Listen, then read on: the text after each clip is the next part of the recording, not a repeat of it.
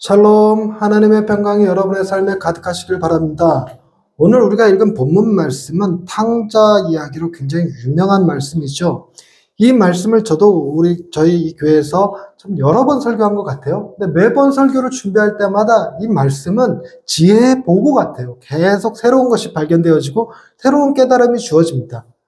보통 제가 이 말씀을 전할 때는 탕자와 그의 큰아들 두 형의 비교를 통해서 설명하는 일을 종종 했었습니다. 아버지의 말씀을 받들어 어김이 없었던 큰아들은 율법주의자들을 대표합니다. 도덕주의자죠. 하나님의 뜻에 어긋나지 않게 살면 하나님이 우리를 심판하지 않으실 것이야. 도리어 우리를 축복하실 것이야. 그러니까 심판을 받지 않으려면 말씀대로 살아야 돼. 이렇게 생각합니다. 그리고 그렇게 살아가죠. 열심히 사는데 문제는 뭐냐면 이런 사람들은 하나님의 말씀대로 살지 않는 사람들이 축복을 받는 것을 견디지 못합니다. 악한 사람들이 하나님의 심판을 면하는 것이 답답하죠. 힘들어합니다. 반대로 둘째 아들 같이 탕자 같은 사람들이 있습니다. 아버지의 말씀을 지키려고 하지 않는 거예요. 어차피 하나님 우리를 사랑하시니까 하나님은 내 마음대로 살도록 허락하실 거야 라고 생각하고 심판하시는 하나님을 부정해버리는 겁니다. 그리고 잊어버리려고 하는 거죠. 그래서 마음대로 삽니다. 술 마시고 여행하고 또 친구들 만나서 물 쓰듯 돈을 쓰는 겁니다. 근데 오늘 본문은 이 두 아들이 각각 다 아버지로부터 잃어버린 바 된 사람들로 나옵니다. 우리는 이 말씀을 처음에 들을 때 둘째 아들만 잃어버린 자연 줄 알았는데 이 말씀은 포커스가 큰아들 역시 잃어버린 자라는 사실을 보여주고 있어요. 근데 이 말씀의 배경을 우리가 좀 이해할 필요가 있는데 누가복음 15장 1절, 2절, 3절에 1절, 2절에 이 배경에 대한 이야기가 나옵니다. 모든 세리와 죄인들이 말씀을 들으러 가까이 나오니 바리새인과 서기관들이 수군거리러 이르되 이 사람이 죄인을 영접하고 음식을 같이 먹는다 하더라.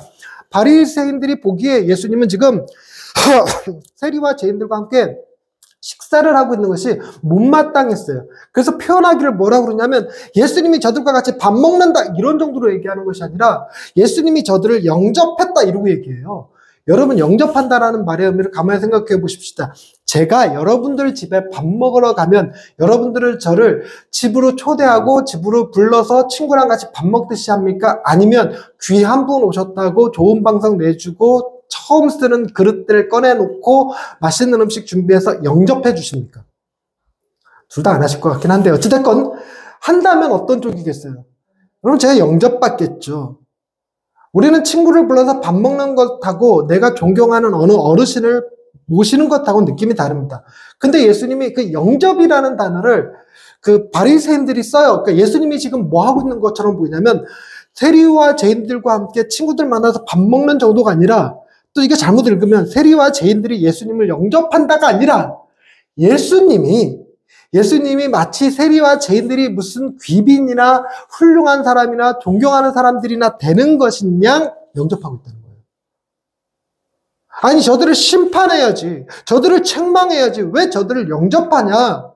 이것이 이제 바리새인들의 불만이었어요. 그래서 예수님이 이제 세 가지 비유를 얘기를 하신 것이 오늘 세 번째 비유가입니다. 첫 번째는 잃은 양의 비유. 양 100마리가 있는데 그 중에 한 마리를 잃어버렸어요. 그랬을 때 그 한 마리를 찾아오면 너무 기뻐서 잔치하지 않냐, 잔치. 이 양 한 마리 찾아갖고 벌 세우고 너 왜 도망갔었어? 왜 너 엉뚱한 데서 헤맸어? 왜 이렇게 나를 못 살게 구는 거야? 왜 나를 힘들게 하는 거야? 그러고 나서는 털을 꽉 밀어버리고 밥 쫄쫄이 굶고 이렇게 하는 게 아니라 찾은 그 기쁨에 그 어린 양을 찾았다고 동네랑 잔치를 벌여요. 그리고 드라크마 이야기가 나옵니다. 10개 동전이 있었는데 그 10개 동전이 그때 당시에는 이제 그 약혼 패물 같은 거였는데 신랑이 신부에게 약혼 기념으로 동전 10개를 줬는데 그 중에 하나를 잃어버린 거예요. 9개가 있으니까 괜찮겠지? 그게 아닙니다. 하나 잃어버렸으니까 온 집안을 다 쓰는 거예요. 다 쓸어갖고 그 동전 하나 찾았을 때 사람들 불러서 잔치한다는 겁니다. 그리고 마지막으로 오늘 탕자 이야기가 나오는 거예요. 그래서 여러분 이 워딩을 가만히 보시면 여러분 그 양을 탓하거나 동전을 탓하거나 아들을 탓하는 분위기가 아니라는 걸 캐치해내실 수 있으면 참 좋겠어요. 왜냐하면 잃어버렸다라고 표현하기 때문에 잃어버렸다. 양이 도망갔다, 아들 놈의 새끼가 도망갔다 이러고 말하지 않는다고요. 주인 되시는 분이 내가 잃어버렸다라고 표현한다는 겁니다. 며칠 전에 이제 다른 분들하고 설교 스터디 같이 하면서 한 분이 삭개오의 이야기를 하시더라고요. 삭개오를 예수님이 찾으신 다음에 뭐라고 해요? 인자가 온 것은 잃어버린 자를 찾아 구원하려 합니다. 이렇게 얘기해요. 사람들은 다 삭개오를 향해서 너는 매국노야, 너는 나쁜 놈이야, 너는 율법을 어긴 아이야, 뭐 이러고 이제 비난하고 정죄할 때 예수님만이 그는 죄인이 아니라 내가 잃어버린 나의 백성이다. 그러므로 내가 그를 찾으러 왔다. 이러고 표현하신다는 겁니다. 여러분 놀랍게도 우리도 여러분 이런 양과 같은 시절이 있었어요. 탕자 같은 시절이 있었습니다. 하나님을 모르고 하나님을 떠났던 시절이 있었죠. 그런 우리를 향해서 주님이 너 왜 그랬어? 이렇게 책망하는 것이 아니라 우리 역시 잃어버린 자라고 얘기하시고 우리를 찾으시고 부르시고 그리고 우리가 돌아왔을 때 재판을 열어서 몇 년형 하고 구형을 내리는 게 아니라 드디어 찾았다 잔치 벌이신다는 겁니다. 그런데 우리는 무슨 생각을 하게 하시냐면 교회를 떠나 있는 사람들만 하나님이 잃어버린 사람들이라고 생각하는 거예요. 놀랍게도 오늘 본문의 이야기는 교회 안에 있는 사람들도 잃어버린 사람들일 수 있다는 얘기를 한다는 겁니다. 그게 우리가 보통 여태까지 해왔던 스토리였어요. 여러분 큰아들은 아버지랑 같이 살지만 아버지의 사랑을 누리고 있는 것은 아니에요. 그가 아버지의 말씀을 받들어 어김이 없었던 것은 아버지를 사랑하고 그 사랑을 누렸기 때문이 아니라 아버지 화나지 않게 하고 아버지 재산을 내가 얻기 위한 수단으로 아버지 심기 건드리지 않으려고 했다는 겁니다. 이게 율법주의자들이에요. 왜 열심히 예배드리고 왜 열심히 기도하고 헌금하고 전도하고 성경 보느냐? 그렇게 하면 하나님이 내게 복 주시겠지? 이렇게 하면 하나님이 내게 대하여 진노하지는 않으시겠지? 즉 내가 하나님을 컨트롤하고 싶어하는 욕구를 지닌 사람들, 이런 사람들도 온전히 그 하나님과의 관계가 이어져 있는 건 아니라는 거예요. 그들 역시 하나님으로부터 떨어져 있다는 것입니다. 근데 우리가 너무나도 쉽게 이 비유가 가지는 의미가 무엇인지 캐치가 되는 게 있습니다. 여러분 둘째 아들로 대표되어지는 건 세리와 죄인들이에요. 오늘 1절, 2절에 읽었던 건 세리와 죄인들. 그런데 주님은 뭐라고 얘기하냐면 바리새인 너희들도 하나님께 잃어버린 자야. 하나님은 너희를 찾기를 원하고 너희를 찾으면 저 세리와 죄인들을 찾았을 때 기뻐하시는 것처럼이나 기뻐하시는 하나님이시죠. 그렇게 긴장과 두려움 속에서 하나님의 율법을 지키느라고 쩔쩔 매며 사는 것보다 하나님의 사랑을 의지하여 그 사랑에 감격하여 자유와 여유를 경험하며 사는 삶, 그 삶을 주님이 바리새인들에게도 소개해주고 있는 거죠. 근데 이걸 알아들으면 바리새인들이 은혜를 받을 것이요, 알아듣지 못하면 계속 원망 가운데 있을 것입니다. 오늘 읽은 본문 말씀의 32절 말씀이 맨 마지막 이야기입니다. 32절 말씀, 이내 동생은 죽었다가 살아났으며 내가 잃었다가 얻었기로 우리가 즐거워하고 기뻐하는 것이 마땅하다라고 얘기를 합니다. 그랬더니 큰아들이 들어와서 같이 잔치자리를 즐겼더라 하는 말이 없고, 그래도 이 큰아들은 끝까지 반항하더니 아빠한테 화를 내고 딴 데로 술집으로 가버렸더라, 이런 얘기도 없어요. 즉 이런 걸 뭐라고 부르냐면 오픈 결말. 여러분 우리에게도 주님이 부르시는 거예요. 이런 양을 찾은 기쁨에, 이런 드라크마를 찾은 그 잔치에, 이런 아들을 찾은 그 잔치에 너희들도 와라. 같이 즐기자, 같이 누리자. 나의 기쁨을 너희도 함께 누리자 라고 초청하시는 거죠. 이 초청에 과연 우리가 응할 것인가? 그것은 나 아닌 다른 사람들 역시 하나님이 사랑하고 계신다는 사실, 그리고 그들에게도 하나님께서 동일하게 복을 주시길 원하신다는 사실, 어떤 면에서는 하나님께서 나보다 그들을 더 사랑하시는 것 같은 느낌이 들 때 질투하고 시기하는 것이 아니라 온전히 같이 기뻐할 수 있는 사람이 될 수 있느냐는 겁니다. 하나님이 그렇게 우리를 부르시는 것은 하나님 당신의 기쁨을 우리가 함께 누리기를 원하신다는 것이죠. 그래서 오늘은 특별히 이 여러 가지 이 본문이 내포해주는 의미들 가운데서 키워드를 아버지의 기쁨에다 뒀습니다. 키워드를 아버지의 기쁨에다 뒀는데, 우리가 그 아버지의 기쁨을 좀 이해할 필요가 있다는 생각 때문에 그래요. 여러분, 우리는 복음을 듣는다 그랬을 때 하나님이 우리를 기뻐하신다라는 의미보다 뭐에 더 포커스가 맞춰져 있냐면 하나님이 우리의 죄를 용서하신다라는 것에 더 큰 포커스가 맞춰져 있습니다. 그래서 우리가 다른 사람을 용서할 때 그때 느끼는 감정을 하나님도 느끼고 계실 거라고 생각하는 경향이 있어요. 그러니까 하나님이 우리를 향해서 사랑한다라고 말하는 것이 아니라 스릉흔드 알아들으시나요? 스릉흔드 입 꽉 깨물고 사랑한다 하고 외치는 게 스릉흔드 뭐 이런 거거든요. 그런 것처럼 하나님이 너무너무 화가 나시는데 그래도 어쩔 수 없는 내 새끼니까 내가 참는다 이런 마음으로 사랑한다라고 말하는 것처럼 느껴지는 거죠. 그래서 실제로는 날 사랑하는 것이 아닐 거야. 나를 두고 보는 것일 거야. 하나님이 나를 한번 용서하셨지만 내가 어떻게 사는지 봐서 그 용서를 철회하실지도 몰라. 이런 두려움이 있는 사람들이 율법적으로 살아가요. 그러니 하나님께 용서를 받았음에도 불구하고 뭐는 못하고 있냐면 하나님이 나를 기뻐하시고 계실 거라는 생각을 갖지는 못합니다. 우리가 복음을 이해했는지 못했는지 체크하는 좋은 방법 중에 하나가 여러분 가만히 하나님을 지금 상상해 보십시오. 하나님이 지금의 내 모습을 보면서 막 기뻐하실까 아니면 한심하다 여기실까? 한심하다 여기실까? 우리는 그냥 너무나도 쉽게 하나님이 지금 날 보면서 한심하다고 여기실 거야 라고 느껴요. 근데 그렇게 느끼는 이유가 아무리 복음이 하나님이 우리를 그리스도 안에서 보신다라는 얘기를 해줘도 하나님은 지금의 내 모습 그리고 내 마음의 속의 상태 이걸 들여다보고 계실 거라고 생각하는 거죠. 하나님께서 저 역시 설교하고 있는 모습을 위해서 지금 내려다보신다고 생각하시면 네가 그러고도 설교할 자격이 있다고 생각하냐 이렇게 말씀하실지도 모른다는 생각이 훅 들어오기도 합니다. 왜냐하면 제 지금 마음이 하나님의 말씀을 온전히 전하기에 조금 부족한 면이 있어요. 예배 드리기 전에 일련의 사건들이 있었습니다. 반주자도 안 오고 사람들도 안 오고 누구는 갇히고 이런 것들이 온전히 예배에 집중하지 못하게 했어요. 예배 시간도 늦기 시작했습니다.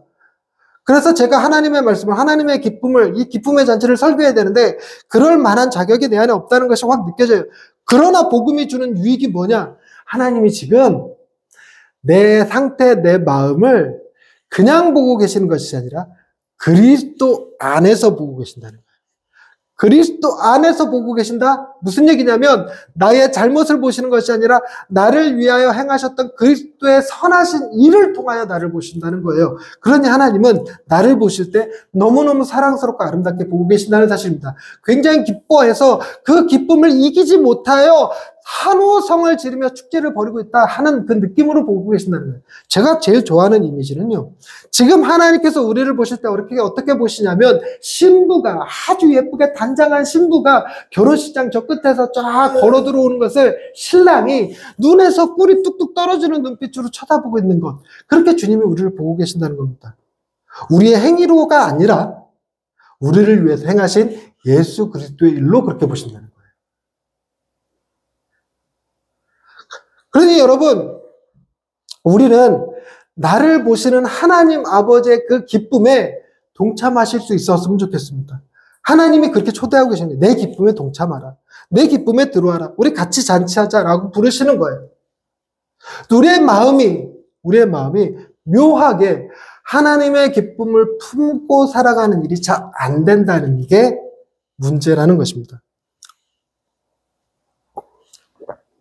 여러분, 우리는 하나님의 기쁨보다 하나님의 진노나 하나님의 축복에 더 큰 관심이 있어요. 하나님의 진노나 하나님의 축복. 그래서 축복은 내게 주시고 진노는 저들에게 줬으면 좋겠다 이런 느낌도 있고 하나님 나에게 진노하지 마시고 나를 용서하시고 내가 행한 선한 일을 보시옵소서.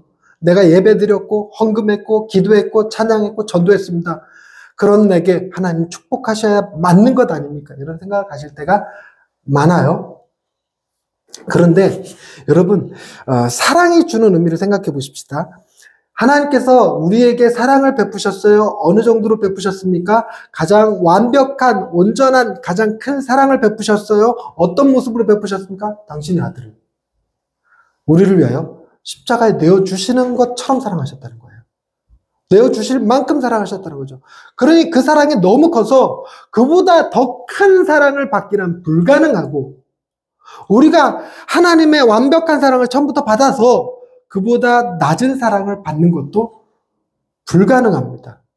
그러니 하나님은 우리의 행위가 아니라 당신의 절대적인 주권으로 우리를 사랑하시기로 결정하신 분이세요. 우리를 사랑하시기로 결정하셨어요. 그리고 그 사랑하는 일에 결코 실수나 실패나 포기가 없으신 분이십니다. 그래서 그분은 우리를 넘치도록 사랑하고 계셔요. 그래서 그 사랑을 우리가 받으면 그 사랑을 받으면, 여러분, 우리가 사랑을 주고받아서 안 알지만, 사랑을 딱 받으면, 무슨 느낌이 드냐면, 내가 저 사람에게 혼나지 않게 조심해야지. 이렇게 되는 게 아니에요. 내가 저 사람에게 좋은 선물 받기 위해서 노력해야지. 이렇게 되는 것도 아닙니다. 놀랍게도 사랑은 우리 안에 있는 또 다른 사랑을 깨워요. 깨워서 나 역시 뭐 하고 싶어지냐면 나를 사랑하시는 이에게 사랑으로 반응하고 싶어집니다. 사랑으로 반응하고 싶어져요. 그래서 사랑이 사랑을 불러온다는 얘기입니다.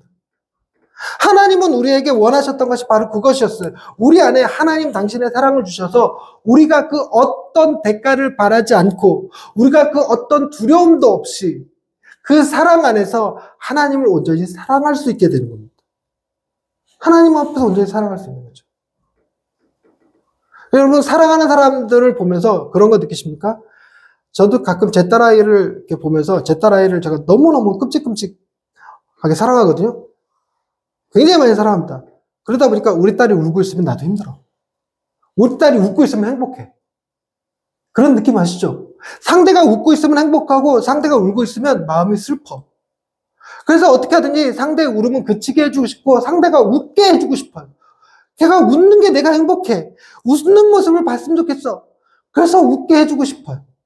그걸 사랑이라고 그래. 하나님이 우리를 사랑하여 그렇게 하셨어요. 우리를 지옥불에서 건져내시기 위해 당신의 아들을 내어주시는 정도로 사랑하셨으니까 우리도 그러면 사랑으로 반응한다면 하나님이 기뻐하시면 뭐 한다는 거예요? 나도 기쁘다라고 얘기할 수 있는 거예요. 하나님이 기뻐하시면 나도 기뻐할 수 있는 사람들.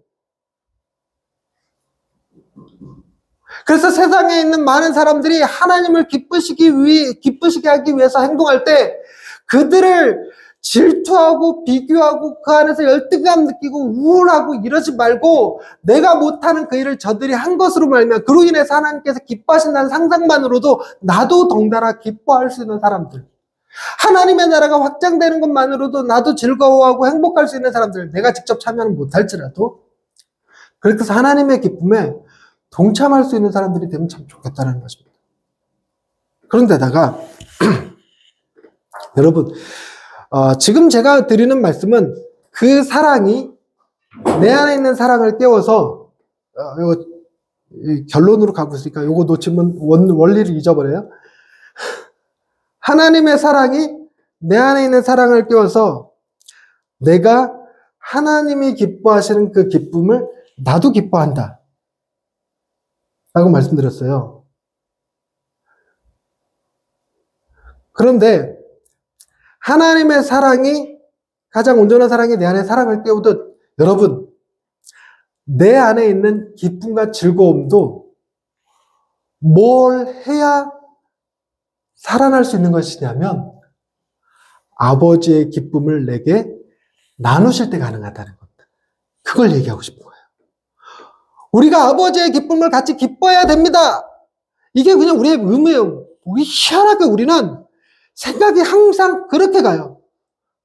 근데 놀랍게도 하나님의 일하시는 방식은 너 나를 위해서 기뻐해 라고 말씀하시는 것이 아니라 끊임없이 우리를 향하여 내가 너를 기뻐한다, 내가 너를 사랑한다, 넌 내 아들이라, 내가 너를 사랑하고 내가 너를 기뻐하고 내가 너를 즐거워하고 내가 너를 행복해하고 이런 표현들을 잔뜩 쓰시는 거죠. 너는 내 아들이라, 너 거룩한 백성이야, 내 소유된 백성이야, 너는 내 것이다 이러면서 어구 이쁜 거 어구 이쁜 거 어구 이쁜 거 해주면서 뭐 하게 하냐면 내 마음에 당신의 기쁨을 나눠주고 계신다.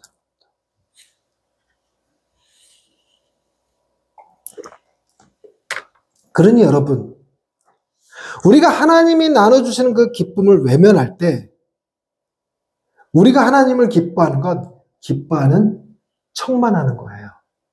그렇게 하면 하나님 좋아하실지도 몰라 이러고. 하나님은 우리의 겉모습에 속지 않습니다. 하나님은 우리 내면의 소리를 들으실 수 있는 분이세요. 우리 마음의 의도, 동기를 아시는 분입니다. 내가 하나님 기쁘다고 막 하나님 기뻐요 이러고 있으면 하나님 나에게 상 주실지 몰라. 이런 그 계산된 마음 하나님이 모르시는 분이 아닙니다. 그래서 여러분, 하나님은 당신이 받으실 수 유일한 것은 당신이 우리에게 주신 것만 받으실 수 있어요. 우리가 하나님을 영화롭게 하는 것이 아니라 하나님이 우리를 영화롭게 하시고 그 영화를 받으실 때 영화롭게 되시는 분이세요. 하나님이 우리를 사랑하시는 그 사랑이 우리 안에 있을 때 비로소 우리도 하나님을 사랑할 수 있는 겁니다. 우리가 하나님의 기쁨을 받아 누릴 때 우리 역시 하나님을 기뻐할 수 있는 겁니다. 다만 우리의 기쁨을 빼앗는 세상 가운데 살고 있기 때문에 문제예요. 끊임없이 사단은 우리가 기뻐하지 못하게 만듭니다. 우리를 기뻐하지 못하게 만드는 게 외적인 요소들이 굉장히 많아요. 기본적으로 너는 누구보다 못 살잖아. 너는 누구보다 못생겼잖아. 너는 누구보다 무능력하잖아. 이런 비교와 평가들이 내 안에 기쁨을 뺏어갑니다. 세상의 많은 속삭임들이 내 마음의 두려움을 자극합니다. 그리고 또 하나, 마귀는 내 마음에도 속삭여서 넌 하나님의 사랑을 받기엔 이것도 부족하고 저것도 부족하잖아. 너 지난주에 예배 늦었잖아. 빠졌잖아. 헌금 안 냈잖아. 너 지난주에 싸웠잖아. 욕했잖아. 너 지난주에 승질냈잖아. 네가 그러고도 하나님의 사랑을 받을 자격이 있다고 생각해? 하면서 끊임없이 우리 마음의 죄책감과 정죄감을 건드린다는 거예요. 그래서 이제 찬양 가사 중에 이런 게 있습니다. 나 기뻐하리, 나 기뻐하리, 나 기뻐하리 하는 찬양이 있어요. 마귀가 나를 무너뜨리려고 내 마음에 속삭였네. 내 영이 깨어 넘어지지 않고, 그 다음에 뭐죠? 나 기뻐하기로 결심을 했네. 기쁨을 결정할 수 있다라는 사실을 알려줘요. 기쁨을 내가 기쁠 때만 기쁜 것이 아니라 기쁨을 내가 결정할 수 있다는 것입니다. 2절 가사는 그래요. 내 팔의 힘과 목소리, 느끼는 감정과 상관없이 나 기뻐하기로 결심을 했네 이럽니다. 여러분, 내 팔의 힘, 건강이죠. 건강이 내게 있거나 없거나 상관없이 느끼는 목소리, 내가 지금 부정적으로 얘기하고 어려움과 두려움 가운데 울먹거리고 있고 이런 것들, 그리고 느끼는 감정, 내 마음의 불안한 초조함, 수치심, 열등감 이런 것들에도 불구하고 여러분, 기쁨은 뭐 하는 것이다? 선택하는 것이다. 다시 한번. 기쁨은 뭐 하는 것이다? 선택하시는 것이다. 선택하시는 것이다. 벌써 삐그덕삐그덕 소리 하느냐? 선택하는 것. 자, 보십시오. 이 얘기는 세상 사람들도 합니다. 인문학에서도 심리학에서도 얘기합니다. 그냥 기뻐해. 긍정적으로 살아. 사람이 낙관적으로 살아야 돼. 라고 얘기합니다. 그런데 그들과 달리 우리에게는 다른 점이 존재해요. 뭐냐면 그들이 얘기하는 선택은 대상이 존재하지 않아요. 도대체 뭘 기뻐하려는 거야? 내 상황이 이런데 뭘 기뻐하려는 거야? 내 상황이 이러니까 잠시 기분 전환할 겸 가서 커피 한 잔 마시면서 커피를 기뻐하라고? 내 상황이 어렵고 힘드니까 잠깐 머리 좀 식힐 겸 산책 나가서 그 산책의 즐거움을 그걸 선택하라고? 그러다가 막 선택하잖아요? 막 힘들고 어려운데 막 기뻐하기로 결정하잖아요? 그러다 어느 순간 현타 와요. 나 지금 뭐 하고 있는 거지? 나 미친 것 같아, 이렇게. 근데 하나님은 달라요. 뭐냐면 우리는 기뻐할 수 있습니다. 내 상황을요? 아니요. 내 기쁨을요? 아니요. 내 감정을요? 아니요. 우리는 뭘 선택한다? 아버지의 기쁨을 이렇게 선택하는 거예요.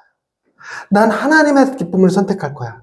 놀랍게도 그 하나님의 기쁨이 가장 온전한 기쁨이고 가장 확실한 기쁨입니다. 그래서 오로지 이 기독교 안에서 뭐가 가능하냐면 항상 기뻐하라라는 명령이 가능해요. 주 안에서 기뻐하라. 내가 다시 말하노니 기뻐하라. 이 명령이 가능한 이유는 우리가 그 기쁨을 내 안에서는 찾지 못하고 내 주변에서는 찾지 못할지라도 선택할 수 있는 아버지의 기쁨이 있다는 겁니다. 그 기쁨을 선택하면 그 기쁨이 너무 좋아서 그 기쁨이 가장 좋은, 가장 완벽한 기쁨이어서 세상에서 내가 당하고 있는 어려움과 슬픔과 눈물을 다 능가할 수 있다는 거예요. 다 넘어설 수 있는 위대한 기쁨이에요. 그래서 다윗이 가장 깊은 슬픔 가운데서 뭐라 하면 주여 내가 구원의 즐거움을 다시 회복하게 해 주옵소서라고 고백했던 그 느낌이죠. 여러분 살면서 힘든 순간 왜 없겠습니까? 아무리 제가 탕부 얘기해도요. 나는 죽어라 하나님 뜻대로 살고 있는데 길을 쓰며 살고 있는데 그런 나는 지질이 궁상으로 살고 있고 어떻게 대충 교회 다니는 것 같고 어떤 애는 교회도 안 다니는 것 같은데도 뭐 생긴 것도 잘생겼어 공부도 잘해 돈도 잘 벌어 심지어 겸손하기까지 해. 시기와 질투가 나죠. 저도요 요즘 되게 시기하고 질투하는 목사님이 한 분 계십니다. 똑똑해. 강의도 정말 잘해. 게다가 팀 켈러를 저보다 더 잘 알아요. 저도 센터처치 무지하게 많이 읽었다고 생각했는데 그분은 만만치 않게 읽었더라고요. 여기저기 강의 다니십니다. 교회가 얼마나 크게 부흥을 했는지요. 못생긴 것 빼고는 다 질투해. 내가 이 얘기를 모든 목사님들한테 나 그분 질투한다고, 그분 시기한다고, 그분이 쓴 책 읽으면서 난 도저히 책 못 쓰겠다고 생각했다고. 워낙에 책을 잘 써서. 하나님이 그런 가운데서도 내가 기쁨을 선택하잖아요. 그러면 그 목사님이 행하시는 복음 사역, 믿음의 사역, 목회 사역들을 내가 못하고 있는 것을 나보다 더 잘하고 계시니까 함께 기뻐할 수 있는 마음을 주셔요. 무슨 얘기냐면 난 계속 미워할래, 난 계속 질투할래 이게 아니라 기쁨을 선택해보는 겁니다. 아버지의 기쁨을 선택하면 묘하게 그 기쁨이 내 영혼도 소성시켜주고 내 삶도 소성시켜주고 내 주변의 사람들에게 더 많은 선한 영향력을 흘려보내실 수 있다는 것입니다. 제가 우울증에 걸려서 조금 어렵다 보니까 쉽게 선택하는 일이 쉽진 않아요. 그러나 복음이 주는 귀한 메시지는 내가 우울증에 걸려서 사방이 꽉 막힌 것 같아 보여도 하나는 열려있더라고요. 뭐죠? 나를 향하신 하나님의 기쁨은 열려있더라고요. 깊은 절망의 순간에도 아주 무너지지 않을 수 있게 만드는 힘. 그 절망 가운데서도 나를 향한 하나님의 기쁨을 내가 언제나 선택할 수 있다는 사실입니다. 그렇게 아버지는 우리를 당신의 기쁨으로 부르고 계시는 거예요. 하나님은 우리가 하나님의 기쁨을 선택하여 하나님의 기쁨으로 세상에서 기쁘게 살아갈 수 있기를 원하십니다. 기도하십시다. 하나님, 우리가 기뻐할 수 없는 많은 상황들이 우리 앞에 펼쳐져 있습니다. 시험이 코앞이고 건강 때문에 병원에 가서 검사 결과를 기다리고 있고 필요한 재정을 구하지 못해서 여러 위기들을 관리하지 못하고 있는 순간들이 있습니다. 사람들로부터 모함을 들을 때도 있고 오해를 받을 때도 있고 또 내가 뭐 하고 있는 건지 내 처지가 한심스럽게 느껴질 때 우리는 기쁨을 온전히 잃어버립니다. 기뻐할 만한 이유가 내게 없다고 생각합니다. 그러나 세상이 어떻게 돌아가든 내게 기뻐할 수 있는 이유가 되어주신 하나님 감사합니다. 내가 선택할 수 있는 기쁨이 있다는 것, 내가 아버지의 기쁨을 선택할 수 있다는 것, 그것이 얼마나 큰 축복인지 다시 한번 깨닫습니다. 하나님, 우리가 하나님의 기쁨을 선택할 수 있도록 자신을 십자가에 내어주신 주님을 기억하게 하옵소서. 주님이 귀하게 마련해 주신, 목숨으로 만들어 주신 그 기쁨을 우리도 날마다 선택하며 아버지의 기쁨으로 세상을 살아갈 수 있게 해 주옵소서. 예수님의 이름으로 기도드립니다. 아멘.